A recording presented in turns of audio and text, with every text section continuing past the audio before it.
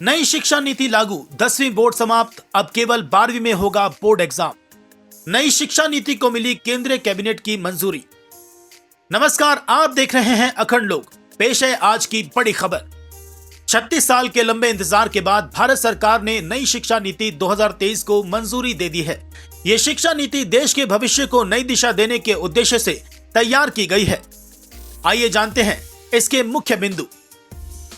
नई शिक्षा प्रणाली का ढांचा 5+3+3+4 का फॉर्मूला अपनाया गया है।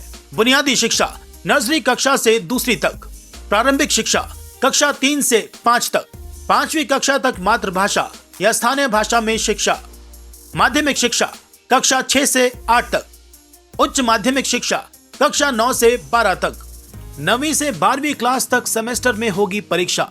स्कूली शिक्षा को 5+3+3+4 फॉर्मूले के तहत पढ़ाया जाएगा।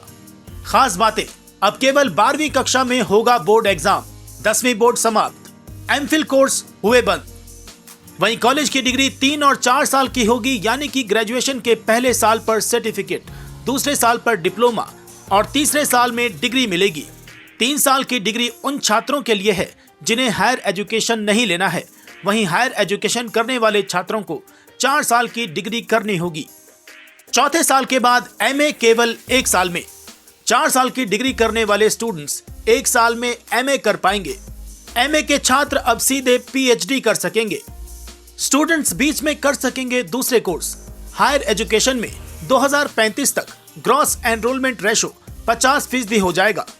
वहीं नई शिक्षा नीति के तहत कोई छात्र एक कोर्स के बीच में अगर कोई दूसरा कोर्स करना चाहे तो पहले कोर्स से सीमित समय के लिए ब्रेक लेकर वो दूसरा कोर्स कर सकता है।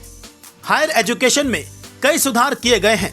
सुधारों में ग्रेडेड एकेडमिक, एडमिनिस्ट्रेटिव और फाइनेंशियल ऑटोनॉमी शामिल है। इसके अलावा क्षेत्रीय भाषाओं में ई कोर्स शुरू किए जाएंगे। साथ ही वर्चुअल लैब्स विकसित किए जाएंगे। एक national educational scientific forum NETF शुरू किया जाएगा।